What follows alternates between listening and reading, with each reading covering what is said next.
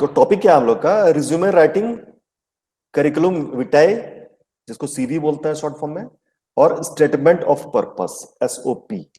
ये तीनों क्या क्या होता है हम लोग देखते हैं, आगे देखते हैं तीनों क्या होता है। पहले बात करेंगे हम लोग चैप्टर के ऑब्जेक्टिव के बारे में। इस चैप्टर का ऑब्जेक्टिव क्या है, उद्देश्य क्या है इस चैप्टर का? इस chapter discusses the importance of writing effectively the resume statement of purpose. ये जो चैप्टर है, ये चैप्टर को अगर आपने ध्यान से देखा समझा तो आप एबल होंगे, कैपेबल होंगे अपना रिज्यूमे लिखने के, मतलब इफेक्टिवली अपना रिज्यूमे को लिख पाएंगे, अपना सीवी बना पाएंगे और स्टेटमेंट ऑफ पर्पस लिख पाएंगे। पहले स्टेटमेंट ऑफ पर्पस बार बार आ रहा है, रिज्यूमे सीवी तो आप लोग जानते ही होंगे। स्टेटमेंट ऑफ पर्पस जानते हैं क्या होता है? स्टेटमेंट ऑफ पर्पस होता है एक एसे के जैसा चीज होता है, मतलब एसे अपने बारे में एसे लिखा जाता है। हाँ, वो स्टेटमेंट ऑफ पर्पस क्यों होता है? आप अगर कहीं हायर क्वालिफिकेशन के लिए आप अप्लाई कर रहे हैं तो एक एसओपी आपको देना पड़ता है, स्टेटमेंट ऑफ पर्पस। ठीक है, एसओपी ये आपको देना पड़ता है। मतलब हर जगह नहीं मांगता, लेकिन एक अगर फॉर्मल वाली बात करें तो एसओपी देने की जरूरत पड़ती है, कि वो उसके बारे में भी हम लोग डिटेल में बात करेंगे। तो वो है, वो हायर स्टडीज के लिए है, हायर एजुकेशन के लिए है स्टेटमेंट ऑफ पर्पस। और रिज्यूमे सीवी किसके लिए है? जॉब एप्लीकेशन के लिए। हम कहीं जॉब अप्लाई कर रहे हैं तो हमको रिज्यूमे देना पड़ता है, सीवी देना पड़ता है। ठीक है, this is discussed in the context of their high career making value in relation to getting job calls and academic admission. जैसा मैंने बताया कि हम लोग अभी डिस्कस करेंगे रिज्यूमे सीवी और स्टेटमेंट ऑफ पर्पस, और कवर लेटर के भी बारे में हम लोग बात करेंगे। कवर लेटर भी एक चीज होता है। हाँ, हमारा पर्पस क्या है? Job call, getting job calls. हाँ, मतलब जॉब का कॉल, मतलब जॉब कहीं अप्लाई कर रहे हैं तो उसका कॉल, मतलब हमने अप्लाई किया, हमने फॉर्म भरा, हमने अपना सीवी जमा किया, उस सीवी को देख के हमको कॉल करता है कंपनी वाला, इंटरव्यू लेता है। ठीक है, और एसओपी हम जमा करते हैं तो क्या होता है, हमको एडमिशन के लिए बुलाता है अगर इम्प्रेस्ड होता है तो। ठीक है, अब हम शुरू करते हैं, रिज्यूमे के बारे में बात करते हैं। Definition of A resume. Resume क्या है? Resume is a 1 or 2 page summary of your education, skills, accomplishments and experience. Resume क्या होता है? रिज्यूमे आपका 1 या 2 पेज का समरी होता है। किस चीज का? आपके एजुकेशन का, आपके स्किल्स का, आपके अकम्प्लिशमेंट्स का और आपके एक्सपीरियंस का, आपके अचीवमेंट्स का, आपके एक्सपीरियंस का। एक 1 या 2 पेज का समरी समरी होता है। ठीक है, मतलब ये 1 से 2 पेज का ही होता है, उससे ज्यादा का नहीं बनाते हैं। उससे ज्यादा की अगर बनाने की जरूरत पड़े तो हम सीवी बनाते हैं। ठीक है, सीवी, उसके बारे में बाद में बात करेंगे हम। दादा, दादा,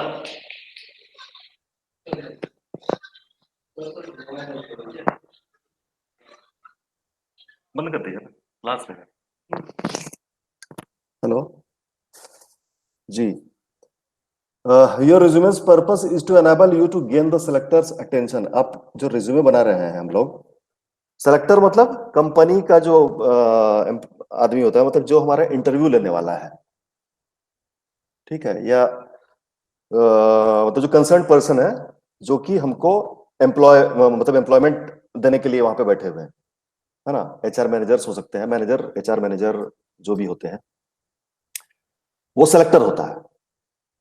हेलो धनीराम, आवाज आ रही है? Yes sir. कुछ समझ में आ रहा है कि ऐसे ही? आ रहा है सर। तो वो चेहरा नहीं दिखता ना, तो समझ में नहीं आता है कि अगला समझ रहा है कि नहीं समझ रहा। लग रहा है कि अपने आप में बोल रहे हैं, है ना। इसलिए बीच में हाँ हूँ ना हूँ बोला कीजिए आप लोग। Yes sir, yes sir, okay sir. ठीक है, मुझे तो लगता है कि कहीं कनेक्शन तो नहीं खत्म हो गया। Yes sir. ठीक है, तो रिज्यूमे का पर्पस क्या है? To gain the selectors attention. हाँ, सेलेक्टर जो है, जो एचआर मैनेजर है, जो हमको इंटरव्यू कॉल के लिए बुलाता है, इंटरव्यू के लिए कॉल करता है, तो उसका अटेंशन को ग्रैब करने के लिए कि हाँ हमने अपना रिज्यूमे दिया, उसने रिज्यूमे देखा, हमारा हमारा रिज्यूमे अट्रैक्टिव था, मतलब सारा कुछ सही से लिखा हुआ है हमारे रिज्यूमे में, और हम जो क्राइटेरिया है उसको फुलफिल कर रहे हैं, मतलब सारा कुछ सही है, तो हमको कॉल करेगा। अगर हमने सही से नहीं बनाया है रिज्यूमे तो हमको कॉल नहीं करेगा, है ना। इसलिए सबसे ज्यादा महत्वपूर्ण है, सबसे ज्यादा इंपॉर्टेंट है रिज्यूमे बनाना। रिज्यूमे कैसे बनाना है वो सबसे इंपॉर्टेंट है। रिज्यूमे सबसे मतलब क्या बोलते हैं, अ, पहला जो है, फर्स्ट स्टेप जो होता है आपको नौकरी पाने के, आप डिप्लोमा आपका हो जाएगा, फिर आप नौकरी के लिए अप्लाई करेंगे, ठीक है। सरकारी के लिए करेंगे, सरकारी हो जाता तो ठीक, नहीं तो प्राइवेट के लिए भी, प्राइवेट में बहुत अच्छी अच्छी कंपनियां हैं और सरकारी से ज्यादा सैलरी मिलता है प्राइवेट में, मतलब बोर में। तो आप अप्लाई करेंगे तो आपको रिज्यूमे वैसा ही बनाना पड़ेगा ताकि सेलेक्टर जो है वो अट्रैक्ट हो जाए, आपके रिज्यूमे को देख के ही अट्रैक्ट हो जाए और आपको इंटरव्यू कॉल पे बुला ले, ठीक है। यानी पहला स्टेज जॉब पाने का है रिज्यूमे तैयार करना। To prepare a successful resume, you need to know how to review, summarize, and present your experiences and achievements on one page. 2 page भी हो सकता है ना। तो अगर आप सक्सेसफुल रिज्यूमे बनाना चाहते हैं तो आपको क्या करना होगा, आपको आपको समझना होगा कि हम कैसे रिव्यू करें, कैसे समराइज करें और कैसे अपने एक्सपीरियंस को और अपने अचीवमेंट्स को प्रेजेंट करें एक ही पेज में और मैक्सिमम 2 पेजेस में। Unless you have considerable experience you don't need 2 pages, ठीक है। अगर आपके पास बहुत ज्यादा एक्सपीरियंस नहीं है तो आपको 2 पेज की जरूरत नहीं है, आपका 1 पेज में ही रिज्यूमे बन जाएगा, ठीक है। और फ्रेशर लोगों के लिए 1 पेज का ही रिज्यूमे होना चाहिए, जो मतलब जॉब का एक्सपीरियंस जिसको नहीं है उसको, और जिसको एक्सपीरियंस है कुछ आपका 3-4 साल का, 5 साल का, वो भी 1 पेज का ही बनाए तो ज्यादा बेहतर है। Your resume is your ticket to an interview where you can sell yourself. Interview में जो हम जाते हैं तो अपने आप को सेल करते हैं हम लोग, है ना। मतलब हम एक प्रोडक्ट के रूप में जाते हैं उसके पास, किसके पास, एचआर मैनेजर के पास, या जो इंटरव्यूअर होता है उसके पास हम लोग जाते हैं, एक प्रोडक्ट बन के जाते हैं। हाँ, वो प्रोडक्ट वो हमको देखता है, हमको परखता है, समझता है, उसको पसंद आता है तो हमको रखता है अपने पास, अपने मतलब हायर करता है। यानी कि हम उसके लिए एक प्रोडक्ट होते हैं जिसको वो सेलेक्ट भी कर सकता है और रिजेक्ट भी कर सकता है, ठीक है। ये हो गया। Writing a resume is a serious business. पढ़िए इसको, इसी का पढ़ दीजिए इसको, इतना कौन पढ़ेगा, पढ़िए। सर दिखाई तो नहीं दे रहा है। दिखाई नहीं दे रहा है, दे तो रहा है। दे रहा है सर। दे रहा है सर। मुझे नहीं दे रहा है। कट करके फिर से ज्वाइन हो जाओ, दिखाई देगा। हाँ सर दिखाई दे रहे हैं। सुझा काट करके फिर से क्या करेंगे। हाँ, पढ़िए। Writing a resume is serious business, पढ़िए।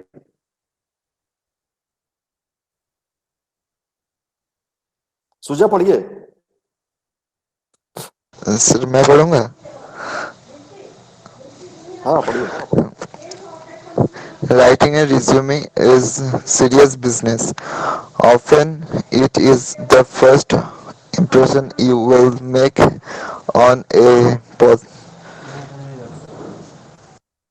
Prospective employer, prospective employer. Prospective. Hopeful, after looking over your resume, the employer will grant you to opportunity to make a second impression. If we look at jobs such as a marketing cam- campaign, we can then look at the resume as a print advertisement advertisement or a marketing.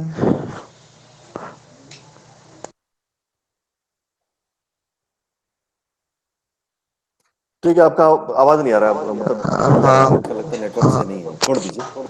इसमें क्या कर रहा है कि हाँ, छोड़ दीजिए। Writing resume is serious business, मतलब रिज्यूमे लिखना जो है वो बहुत सीरियस काम है भाई, मजाक वाली बात नहीं होती है। Often it is the first impression you will make on A prospective employer. जो आपका प्रोस्पेक्टिव एम्प्लॉयर है, मतलब जहां आप अप्लाई किए हैं, जहां आप इंटरव्यू देने के लिए जा रहे हैं, जो आपका प्रोस्पेक्टिव एम्प्लॉयर मतलब क्या है? मतलब एम्प्लॉयर है नहीं, लेकिन आपका एम्प्लॉयर बन सकता है वो। अगर आप सेलेक्ट होंगे तो आपका एम्प्लॉयर बन जाएगा वो।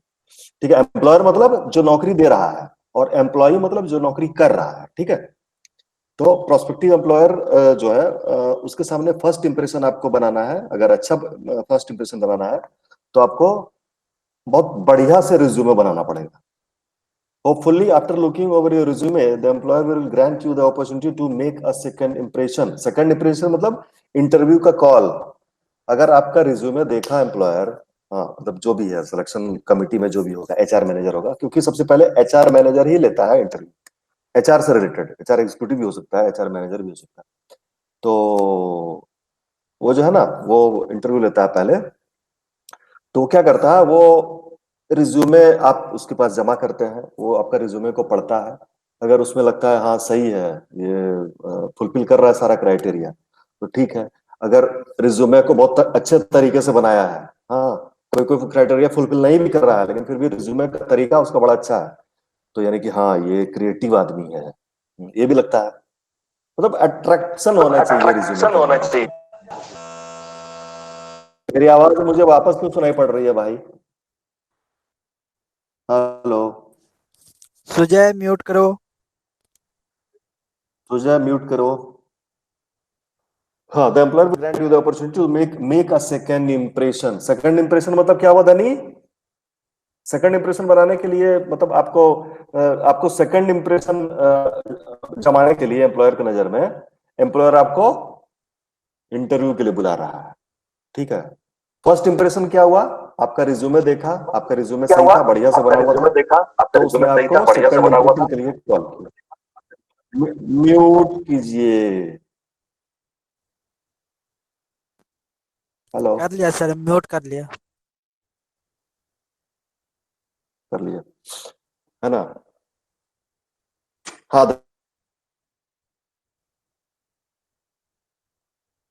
सर इंप्रेशन, आपका साउंड नहीं आ रहा है। रिज्यूमे कैसा है आपका, वो डिसाइड करेगा कि आपको सेकंड इंप्रेशन जमाने का मौका मिलेगा कि नहीं मिलेगा, है ना? मतलब आपका रिज्यूमे देख के ही जो एचआर वाला जो है, एचआर मैनेजर जो है, या एचआर एग्जीक्यूटिव जो है, या कंसर्न्ड पर्सन जो भी है, जो इंटरव्यूअर आपका रहेगा, वो तय करेगा कि इसको इंटरव्यू के लिए बुलाना है कि नहीं। और इंटरव्यू क्या हुआ? Second impression. फर्स्ट इंप्रेशन हुआ रिज्यूमे, सेकंड इंप्रेशन हुआ फेस टू फेस इंटरव्यू हो रहा है, या फिर टेलीफोनिक इंटरव्यू हो रहा है, या फिर ग्रुप इंटरव्यू हो रहा है। इंटरव्यू के बारे में बाद में पढ़ेंगे हम लोग, इंटरव्यू का एक टॉपिक अलग होगा। ठीक है, यही है मोटा मोटी बात, उसमें यही है कि आपका रिज्यूमे जो है वो प्रॉपर प्रॉपर तरीके से बनना चाहिए, अट्रैक्टिव होना चाहिए। हाँ, और मतलब वो आपका पसंद आना चाहिए एम्प्लॉयर को, तो आपको वो इंटरव्यू के लिए कॉल करेगा। There are three types of resumes. They are functional, chronological resume और कंबाइंड रिज्यूमे। अब तीनों क्या होता है देखते हैं हम लोग। फंक्शनल देखते हैं पहले। फंक्शनल रिज्यूमे क्या होता है? The functional resume focuses on your skills and accomplishments. क्या किस पर फोकस करता है फंक्शनल रिज्यूमे? आपका स्किल पर, आपके अकम्प्लिशमेंट्स पर। आपने क्या, आपका अकम्प्लिशमेंट क्या रहा, आपका अचीवमेंट क्या है अभी तक का, फिलहाल जितना भी दिन आप अभी नौकरी किए हैं उतने दिन का। It highlights what they are, not when you develop them. मतलब ये क्या हाईलाइट करता है कि आपका स्किल्स क्या क्या है, मतलब आपका कितना दिन का एक्सपीरियंस है, कितने महीने का, कितने साल का एक्सपीरियंस है, वो उतना मैटर नहीं करता है इस रिज्यूमे में। लेकिन आपका स्किल क्या क्या है, आपने क्या क्या सीखा है, आपका क्वालिफिकेशन क्या है ना? टेक्निकल क्वालिफिकेशन क्या है, आपका एजुकेशनल बैकग्राउंड क्या है, वो मैटर करता है इसमें, फंक्शनल रिज्यूमे में। इट इज बेस्ड फॉर, मतलब फंक्शनल रिज्यूमे किसके लिए बेस्ट है? People with lots of job experiences and many jobs. व्यक्ति, अगर किसी व्यक्ति को बहुत सारा जॉब का एक्सपीरियंस है, मतलब बहुत सारी कंपनियों के जॉब का एक्सपीरियंस है, वो फंक्शनल रिज्यूमे बनाएगा।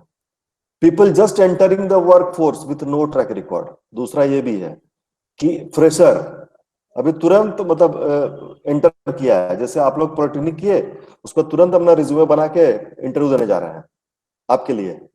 People who are returning to work after long absence, जैसे अभी कोरोना काल में नौकरी चला गया सबका, है ना, तो काम के में रिटर्न हो रहे हैं वो, तो अपना स्किल वगैरह लिखेंगे, अपना अकम्पलिशमेंट्स वगैरह लिखेंगे कि भाई मेरा ये स्किल था, ये मेरा अचीवमेंट है, अकम्पलिशमेंट्स है, और कोरोना की वजह से मैं चला गया था, अपने बिहार चला गया था, फिर उसके बाद फिर मुझे जॉब करना है ना, उनके लिए है ये।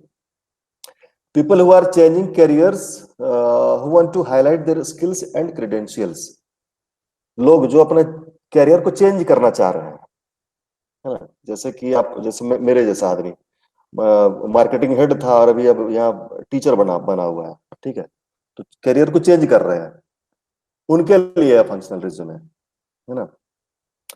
जो अपने स्किल और क्रेडेंशियल्स को मतलब हाईलाइट करना चाह रहे हैं, मतलब उनको लगता है, जैसे मुझे, मैं एक अपना एग्जांपल मैं इसलिए देता हूँ ताकि ज्यादा मतलब आप लोग से जुड़ के बात हो।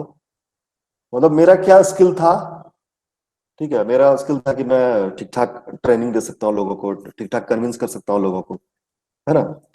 शायद मैं वैसा जॉब नहीं कर रहा था, हाँ, मतलब मेरा स्किल को मैच नहीं कर रहा था मेरा जो जॉब है, ठीक है, तो मैं अपना जो मेरा स्किल है उसके अनुरूप कुछ जॉब करना चाह रहा हूँ, है ना, तो मेरे लिए फंक्शनल रिज्यूमे है।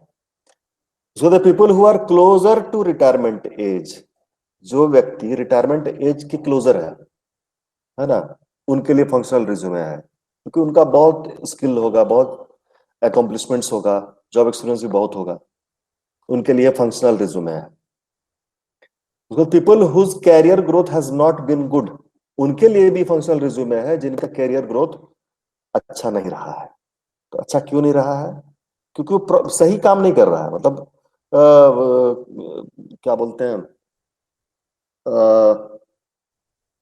जैसे कि इंटरेस्ट कुछ और है जीवन में, मतलब इंटरेस्ट के अलावा दूसरा ही काम कर रहा है ना, पढ़ लिख के कुछ और आया है, काम कुछ और कर रहा है, हाँ, क्यों काम कर रहा है? क्योंकि बस पैसा चाहिए, कैरियर पर ध्यान नहीं दिया, जॉब पर ध्यान दिया।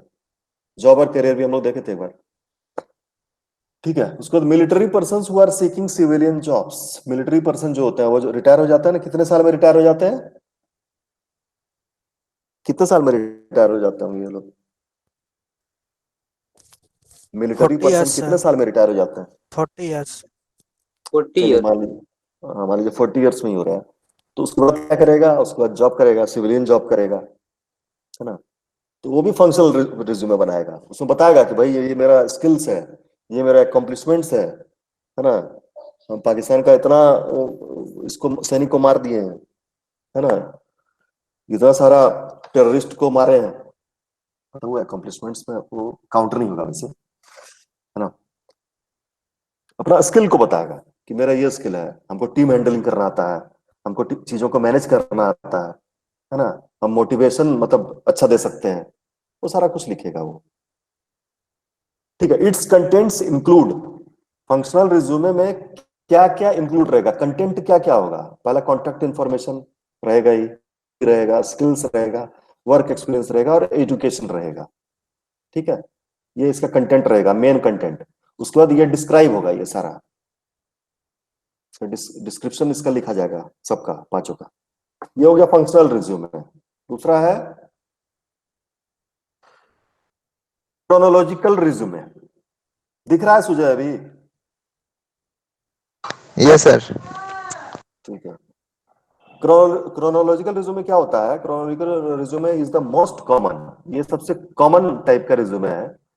It is a chronological list of your jobs and experience with most recent mentioned first.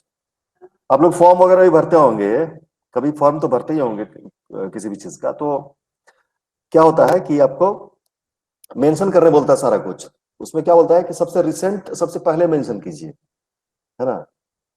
इसमें क्या होता है कि जॉब, रिसेंट जॉब मतलब अभी जहां काम कर रहे हो उसको पहले लिखिए, फिर उसके इसके पहले जहां किए थे उसको लिखिए, फिर उसको, और सबसे लास्ट में वो वाला लिखना है जो मेरा पहला जॉब था, ठीक है, ये होता है।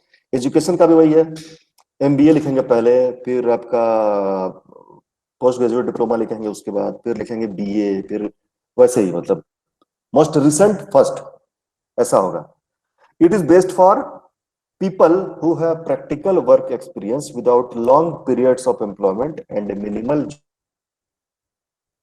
ये किन के लिए है? वो जो था फंक्शनल रिज्यूमे जो था, वो उनके लिए था जो बहुत जॉब चेंज किए हैं, अलग अलग जॉब किए हैं, अलग अलग कंपनी में जॉब किए हैं। ये किसके लिए है? जो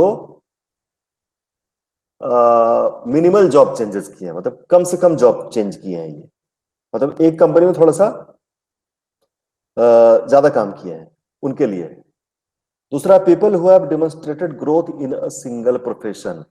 कोई एक प्रोफेशन में मतलब वो ग्रोथ कर रहे हैं, ग्रो कर रहे हैं, मतलब एक ही कैरियर, मतलब एक ही कंपनी को चुने, मतलब एक ही टाइप की कंपनी। रियल एस्टेट चुने तो रियल एस्टेट में नौकरी कर रहे हैं, एजुकेशन चुने तो एजुकेशन में ही काम कर रहे हैं, इंश्योरेंस चुने तो इंश्योरेंस में ही काम कर रहे हैं। उनके लिए है ये chronological resume. It's contents include, इसमें क्या क्या, इसका कंटेंट क्या क्या होता है? Contact information, objective, work experience और एजुकेशन।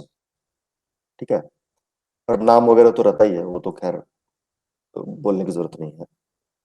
तीसरा होता है कंबाइंड रिज्यूमे। कंबाइंड रिज्यूमे क्या होता है? Combined resume includes elements of both the chronological and functional formats. ये दोनों का कॉम्बिनेशन होता है, इसलिए इसका नाम है combined. It may be shorter chronology of job descriptions preceded by a short skills and accomplishments section or with a longer summary including a skill list। ये थोड़ा बोरिंग लगेगा आप लोगों को, कितना लंबा लंबा पढ़ेंगे ना, तो पढ़ने वाले कोई बोरिंग और सुनने वाले कोई बोरिंग, पढ़ देते हैं। और it may be a standard functional resume with the accomplishments under headings of different jobs held।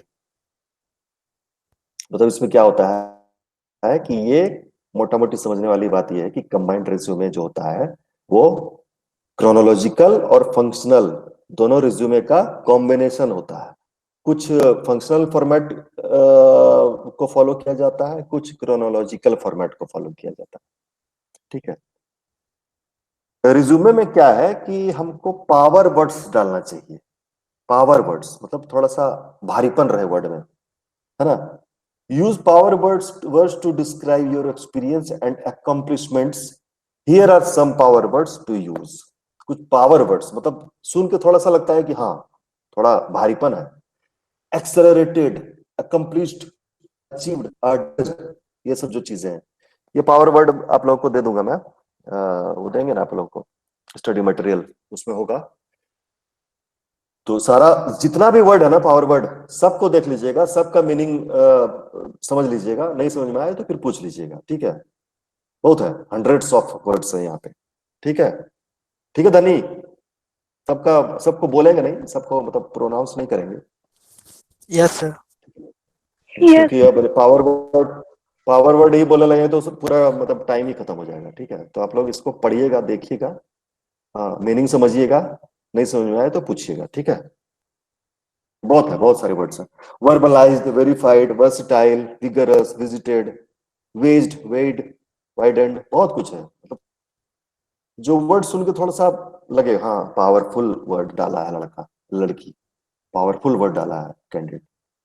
Participated, perceived, performed, persuaded. Guidelines for effective resume writing. आपको रिज्यूमे लिखना है, आपको इफेक्टिव रिज्यूमे लिखना है, तो उसके लिए गाइडलाइन है। मतलब कैसा, मतलब आपको क्या क्या करना चाहिए, guideline. Be clear, direct, effective and professional. Clearly mention करना है सारा कुछ, डायरेक्ट रहना है उसमें, मतलब घुमावदार नहीं होना चाहिए भाई, एकदम साफ सुथरा, direct, clear. Effective and professional, effective होना चाहिए और प्रोफेशनल होना चाहिए। ठीक है, प्रोफेशनल लुक होना चाहिए। Make your resume easy to read. अपना रिज्यूमे को इजी टू रीड बनाइए, मतलब ताकि लोग आराम से पढ़ लें। Use bulleted statements to facilitate skimming. Avoid long paragraphs and large blocks of text. Long paragraph और बड़ा बड़ा टेक्स्ट का बड़ा बड़ा ब्लॉक को अवॉइड कीजिए, और बुलेटेड स्टेटमेंट डालिए। मतलब बुलेट ऐसे, जैसे ये है ना, ये बुलेट बुलेट दिया होगा ऐसा ऐसा, वो तो क्या होगा, टू फैसिलिटेट स्किमिंग, मतलब जल्दी जल्दी वो नजर आ जाएगा, तुरंत नजर आएगा पढ़ने वाले को, तुरंत हाँ अच्छा अच्छा ये लिखा है इसने, ये लिखा है इसने, ये लिखा है। ठीक है, और पढ़ने में भी अच्छा लगता है, जो बुलेटेड होता है ना तो लोग पढ़ने में भी आसानी होता है और अट्रैक्टिव भी लगता है। Try to keep it to 1 or 2 pages. Resume को एक या बहुत से बहुत 2 पेजेस में बनाइए। If you have less than 10 years of experience, a single page resume is a good rule of thumb. अगर 10 साल से कम का एक्सपीरियंस है आपको, जॉब एक्सपीरियंस, तो 1 पेज का बनाइए। The reader should be able to skim your resume in 25 to 30 seconds। क्या होता है कि हंड्रेड्स ऑफ रिज्यूमेज आएगा, मान लीजिए आपके पास 100 रिज्यूमे आ गया, तो उसमें एकदम ध्यान से तो पढ़ेंगे नहीं, तो क्या करेंगे, उसको स्किमिंग करेंगे, मतलब फटाफट फटाफट जो सामने दिखा, अरे हाँ इसका ये है, इसका ये लिखा, मतलब वैसे पढ़ेंगे। 25 से 30 सेकंड के अंदर आपका रिज्यूमे पढ़ता है जो कंसर्न आदमी होता है, जो इंटरव्यूअर होता है, या फिर जो सिलेक्शन करता है रिज्यूमे का, 25 से 30 सेकंड में ही आपके रिज्यूमे को पढ़ता है। फटाफट फटाफट पेज पलटा, ठीक ठाक लगा तो ठीक है, नहीं तो डस्टबिन में डाल दिया या फिर साइड में डाल दिया।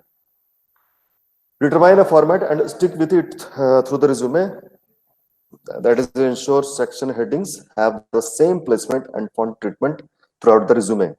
ठीक है, सेम फॉन्ट जो है, फॉन्ट अलग अलग मत रखिए, उसमें सेम फॉन्ट रखिए। 12 में लिख रहे हैं तो 12 में रखिए, और आपका एरियल में लिख रहे हैं तो एरियल में लिखिए, टाइम्स न्यू रोमन में लिख रहे हैं तो टाइम्स न्यू रोमन में लिखिए। हाँ, मतलब उसका ध्यान रखिए। कैलिबरी में लिख रहा है तो उसी में लिखिए। ठीक है, put dates next to the right hand margin. फिर ये आप देखेंगे ना तो ही समझ में आएगा। ठीक है, मैं आपको दिखाता हूँ रिज्यूमे। तो पहले ये देख लेते हैं कि रिज्यूमे में क्या क्या इंक्लूड होना चाहिए। Points to be included in the resume. Resume में क्या इंक्लूड होना चाहिए? नाम और gender, address, telephone number with area code, objective, objective भी उसमें लिखना है, एजुकेशन के बारे में उसका पूरा डिटेल लिखना है, स्किल्स, सारा स्किल्स के बारे में लिखना है, डेट्स, मतलब आपका जॉब एक्सपीरियंस जो है आपका, तो पूरा डेट मेंशन करना है। स्किल का भी डेट मेंशन करना है कि ये स्किल का जॉब मैंने इतना डेट से इतना डेट तक इस स्किल का मैंने काम किया। जॉब टाइटल लिखना है कि भाई मैं क्या था, असिस्टेंट मैनेजर था कि मैनेजर था कि जनरल मैनेजर था कि प्रेसिडेंट बन गया, वाइस प्रेसिडेंट बन गया, वो लिखना था। फिर कंपनी का नाम लिखना है, जहां जहां मैंने काम किया उन कंपनियों का नाम। रिस्पॉन्सिबिलिटीज, रिस्पॉन्सिबिलिटी क्या क्या मिली थी, क्या क्या काम कर रहा था। फिर प्रोफेशनल, उसको मेंशन करना है। पब्लिकेशन और पेटेंट्स अगर है तो वो मेंशन करना है। प्रोफेशनल एफिलिएशन अगर है तो मेंशन करना है। ये जो लास्ट का जो 3 है ना, ये 3 है एक्सपीरियंस्ड वाले लोगों के लिए। Points to be generally excluded, इनमें से कुछ पॉइंट्स है जो आपको एक्सक्लूड करना है, यानी कि आपको रिज्यूमे में नहीं रखना है, एक्सक्लूड करना है। रिज्यूमे का टाइटल, कोई रिज्यूमे का कोई टाइटल नहीं होना चाहिए, सीधा अपना ऊपर नाम लिखे, उसके बाद अपने बारे में सारा लिखना स्टार्ट कर दिया। अवेलेबिलिटी नहीं लिखना चाहिए, मतलब कि मैं इतना तारीख से अवेलेबल हो जाऊंगा सर, 1 तारीख से अवेलेबल हो रिज्यूम जाऊंगा। टाइटल मतलब सर? रिज्यूमे टाइटल मतलब कि जैसे ऐसे लिखते हैं ना हम लोग, ऐसे, तो ऐसे में कोई टाइटल देते हैं ना, या फिर ये बहुत लोग क्या करता है ना, लिखता है रिज्यूमे का टाइटल कि जैसे MBA with 13 years of experience, हाँ, एंड वर्कड विथ ये सब देता है। जैसे आप जॉब साइट्स में जाएंगे ना तो रिज्यूमे टाइटल मांगता है, हाँ, लेकिन जब आप रिज्यूमे बनाते हैं ना, जैसे आप ये देखिए, ये जो रिज्यूमे सैंपल रिज्यूमे है, इसमें आपको टाइटल नहीं यस सर। लिखना है, आपको सिर्फ नाम से स्टार्ट करना है। सबसे ऊपर आपका नाम होगा, ऊपर कोई टाइटल नहीं लिखना है कि मृत्युंजय मृदुल रिज्यूमे, वैसा नहीं लिखना है ना, कुछ भी नहीं यस सर। लिखना है, कुछ भी नहीं, या फिर रिज्यूमे लिख देना है, रिज्यूमे लिख देना, या फिर कुछ नहीं भी लिखेंगे तो भी चलेगा, ऊपर में अपना नाम लिख देंगे, रिज्यूमे मृत्युंजय लिखा हुआ मृदुल। रहेगा ना सर रिज्यूमे? हाँ, रिज्यूमे लिखा हुआ तो रहता ही है जनरली, रिज्यूमे तो रहेगा ही ना, तभी ना पता यस। चलेगा कि ये कवर लेटर है कि रिज्यूमे है ना। रिज्यूमे लिखना होगा, लेकिन उसका टाइटल नहीं देना है। तो बहुत लोग क्या करता है ना, लिख देता है कि BTech with 20 years of experience, वो नहीं है, वो गलत है।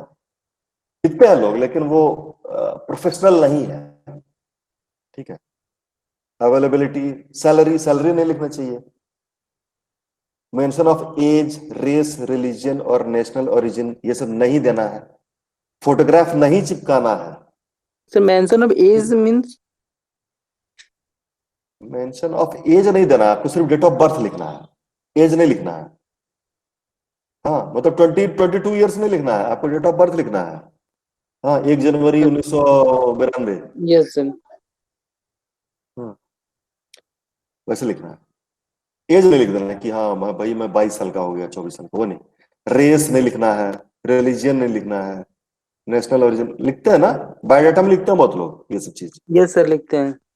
हाँ, एकदम बेसिक। जो आप साइबर कैफे जाएंगे ना, वहां जो बनाएगा ना आपका रिज्यूमे, वो ऐसा ही बना देगा। उसमें हिंदू, मुस्लिम सब लिख देता है। हाँ, यस सर। इंडियन सब लिख देता है, लेकिन वो नहीं लिखना है। फोटोग्राफ, फोटोग्राफ नहीं चिपकाना है। चिपका देता है बहुत लोग, है ना। अब बहुत लोग मांग भी लेता है कि attach your resume with photograph.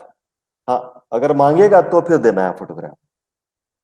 अगर लिखा हुआ है कि अपना रिज्यूमे फोटोग्राफ के साथ दीजिए, तो फोटोग्राफ उसमें चिपकाना है, नहीं तो फोटोग्राफ को अलग से देना है। फिर चार्ट्स एंड ग्राफ्स, चार्ट और ग्राफ नहीं देना है। बहुत लोग क्या करता है ना कि जैसे ये देखिए, ये नहीं, नहीं मेरे पास इसमें नहीं है। उसमें क्या होता है ना कि चार्ट बना के दे देता है, एजुकेशन क्वालिफिकेशन का नहीं, जैसे चार्ट जैसा बना के देता है, टेबल यस सर, बना के यस दे सर। देता है, टेबल टेबल वगैरह लाइन। बना के देते हैं। हाँ, वैसा नहीं बनाना है। ठीक है। अपना वीकनेस नहीं लिखना है। ठीक है। अगर उसमें आपका दिया कि स्ट्रेंथ बताइए, वीकनेस बताइए, बहुत जगह फॉर्म भरेंगे ना, उसमें बोले लिखेगा स्ट्रेंथ और वीकनेस, तो स्ट्रेंथ तो लिख दीजिएगा, और वीकनेस, वीकनेस में लिखिएगा ना कोई स्ट्रेंथ को ही ऐसे लिख दीजिएगा जैसे आपका वीकनेस हो। हाँ, मतलब अगला को लगेगा अरे यार ये तो स्ट्रेंथ है, इसको वीकनेस बोल रहा है ये। हाँ, उसमें क्या लिखेगा मैं, आपका जैसे कि क्या बोलेंगे उसको, वीकनेस में क्या लिखेंगे, इमोशनल। इमोशनल आदमी, इमोशनल स्ट्रेंथ भी होता है और वीकनेस भी होता है ना। अगर आप इमोशनल लिखेंगे ना, तो आपका स्ट्रेंथ भी है। सब लोग इमोशनल नहीं होता। इमोशन बहुत अच्छी चीज होती है, अंदर में इमोशन होना चाहिए। तो समझने वाला जो है ना, वो बोलेगा अरे यार ये बेवकूफ है, इसको वीकनेस लिख रहा है, तो स्ट्रेंथ है इसका, इमोशन है इसके अंदर, है ना। मतलब ये अपने सहकर्मियों को समझेगा, ये अच्छे से काम करेगा, टीम वर्क करेगा, क्योंकि ये इमोशनल है। ठीक है। Reason for living, reason for living में नहीं लिखना है, रिज्यूमे में नहीं लिखना। भरेंगे तो उसमें भले लिखेंगे आप, लेकिन रिज्यूमे में नहीं लिखना है। फिर रेफरेंस नहीं लिखना है। होता ना, लोग रेफरेंस लिख देता है कि डॉक्टर ये यहाँ के कोलकाता, रेफरेंस।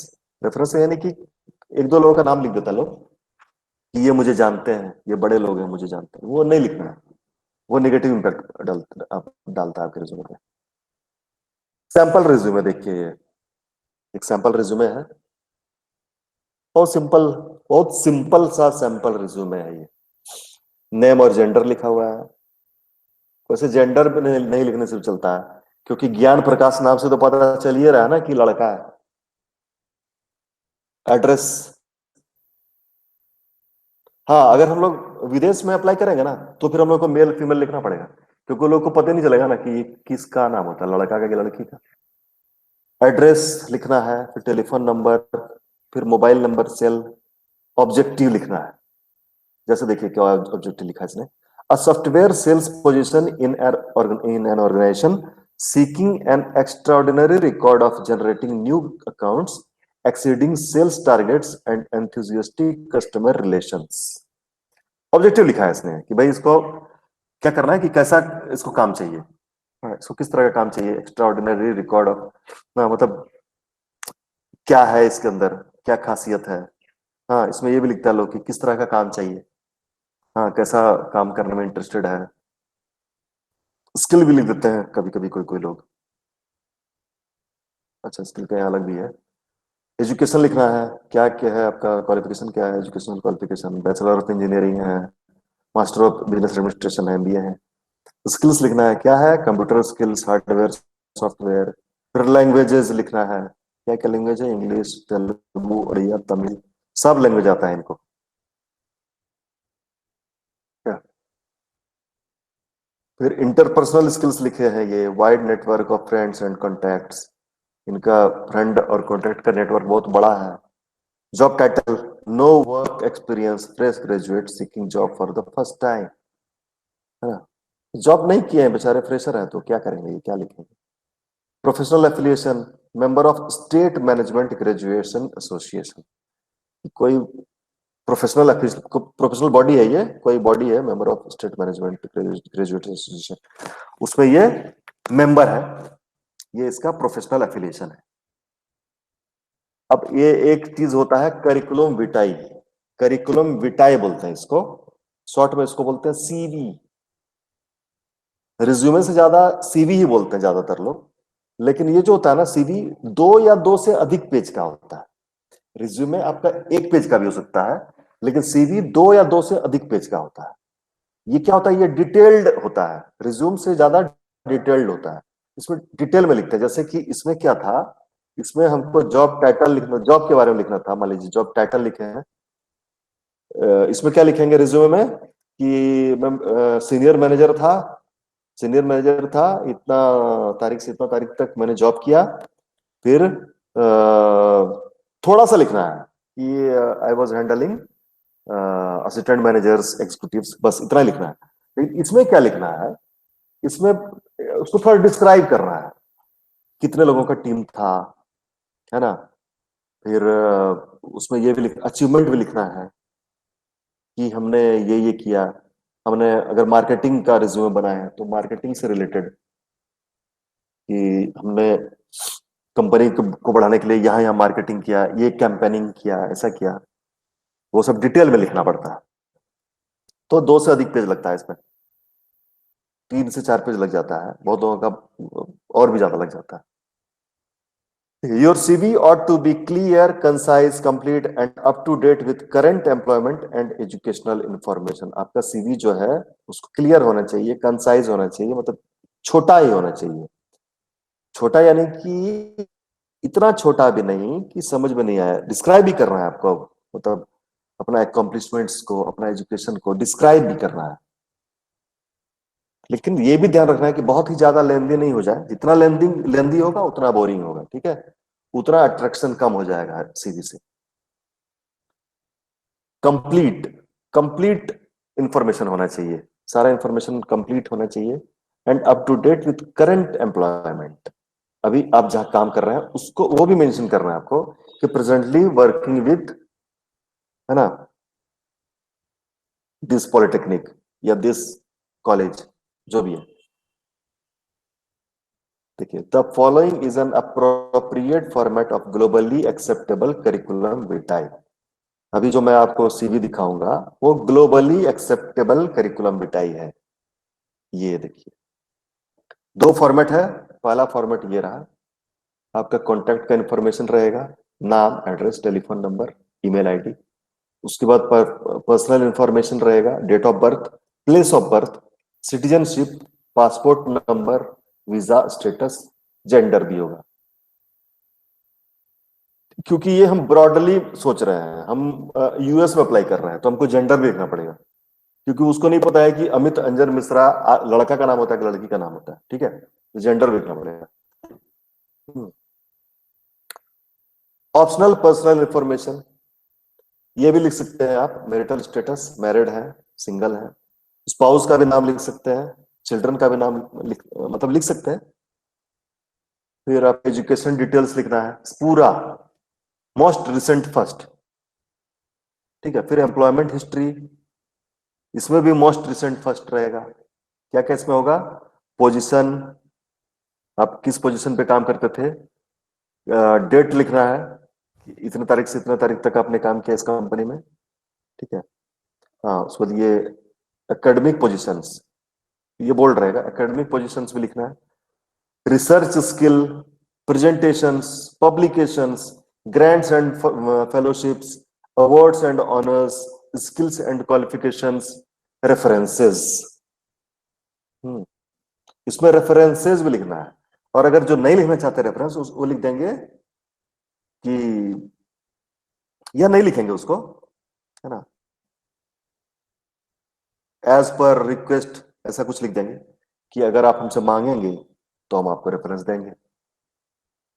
ये दूसरा फॉर्मेट है, ये देखिए, नाम, date of birth, citizenship, address, phone, fax, email, academic degrees, मतलब education qualification, academic positions, research interest, publication, teaching experience, conferences attended. ये उनके लिए है, लेक्चरर के लिए अप्लाई कर रहे हैं या प्रोफेसर के लिए अप्लाई कर रहे हैं, उनके लिए है ये फॉर्मेट।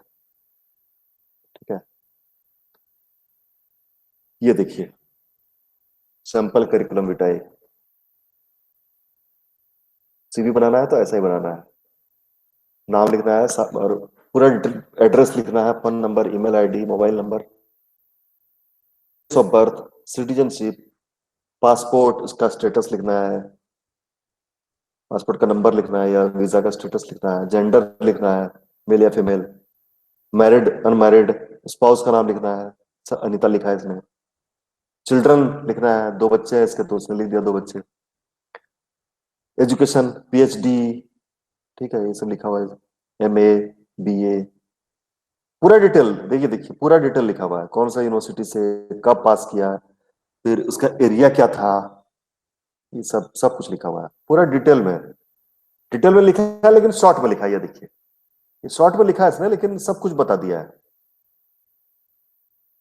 ये उसका पेज नंबर 2 है, एम्प्लॉयमेंट हिस्ट्री, कहाँ नौकरी किया इसने, कहाँ असिस्टेंट प्रोफेसर था, एसोसिएट प्रोफेसर था, रिसर्च उसके बारे में लिखा है, प्रेजेंटेशन के बारे में लिखा है, पब्लिकेशन, इसने किताब छपवाया, क्या छपवाया वो सब लिखा है, ग्रांट्स फेलोशिप, इसको कहाँ से ग्रांट मिला, कहाँ से फेलोशिप मिला, अवार्ड मिला, क्या क्या अवार्ड मिला वो लिखा है, स्किल क्या है,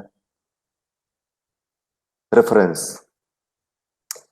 इसे रेफरेंस मांगा होगा इसलिए इसने रेफरेंस भी दे दिया है। ठीक है, टाइम हो गया क्या? 50। यह है सैंपल करिकुलम विटाई नंबर 2, सैंपल सीवी 2। धनी कितना लोग जुड़ा हुआ है अभी, कितना स्टूडेंट जुड़ा हुआ है?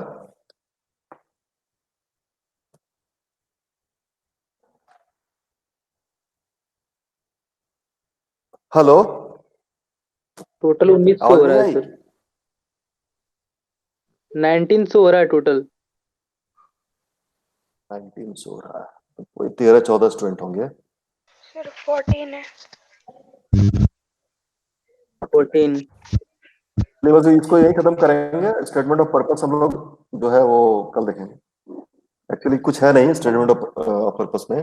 ये क्या होता है? It is an essay written by a prospective candidate for admissions into any academic programme.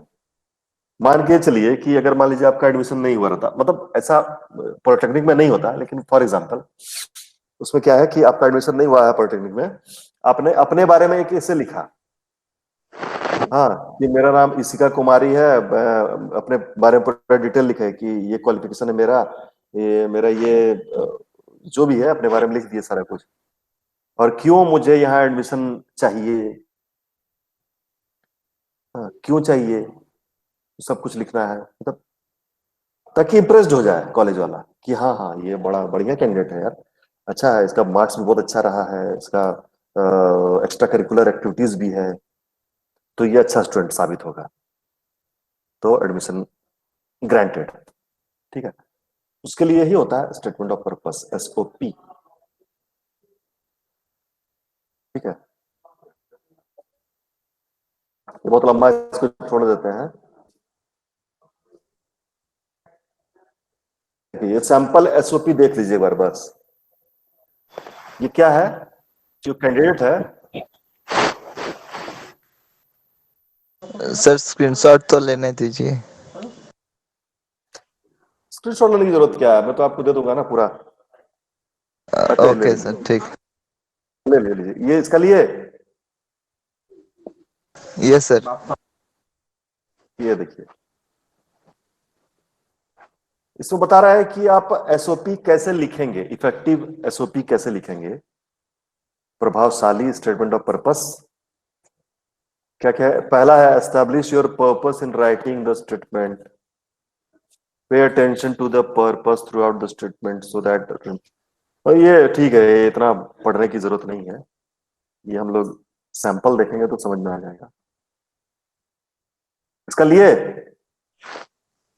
Yes, sir. ले लिए. इसका नंबर 3 Yes, sir. ले लिए.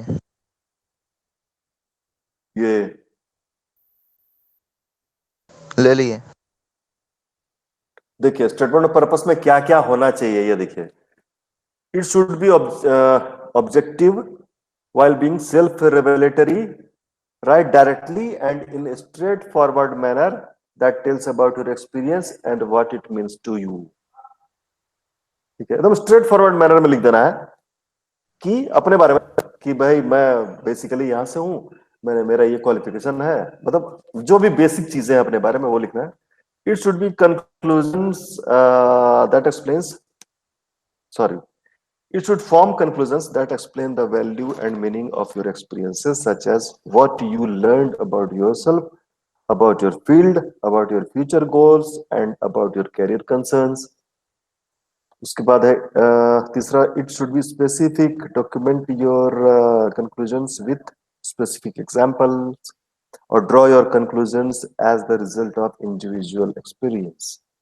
नेक्स्ट है, it should be an example of careful credible writing. बहुत बोरिंग लगा, पढ़ने में भी बोरिंग लगा, सुनने में भी बोरिंग लगा होगा, छोड़ देते हैं इसको, इसको लीजिए सुझाव।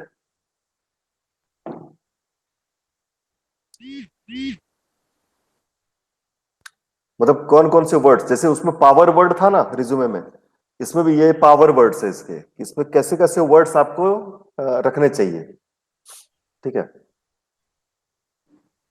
ऐसे ऐसे word, significant, invaluable, appealing to me, interesting, exciting, excited, ये सब वर्ड्स जो है, satisfying, important, rewarding, valuable, fascinating, gratifying, helpful, appreciate, meaningful, ये सब वर्ड्स का इस्तेमाल होना चाहिए उसमें।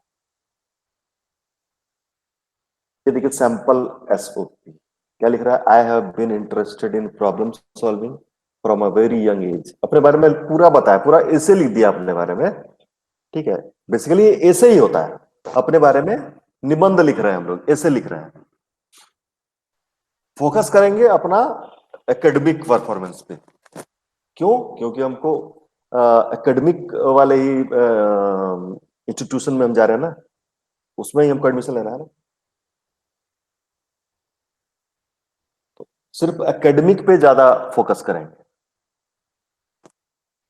ये हो गया सैंपल एसओपी, ये उसका सेकंड पेज है।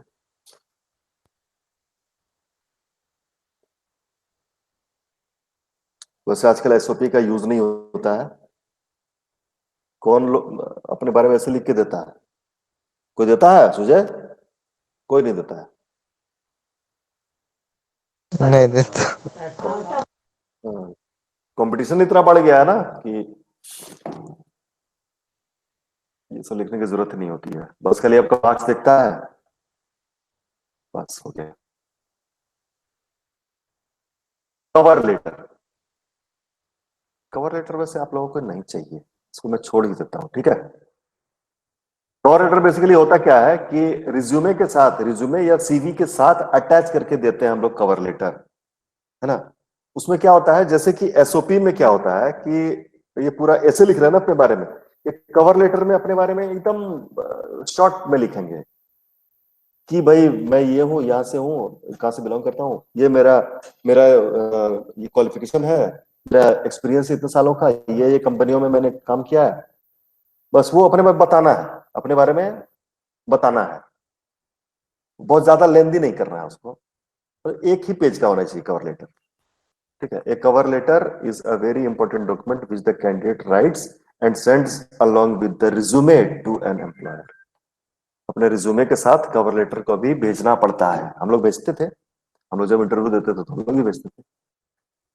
मतलब इसी में, मतलब मेल जो करते थे ना, उसमें एक रहता था रिज्यूमे अटैचमेंट में एक होता था रिज्यूमे, एक होता था कवर लेटर।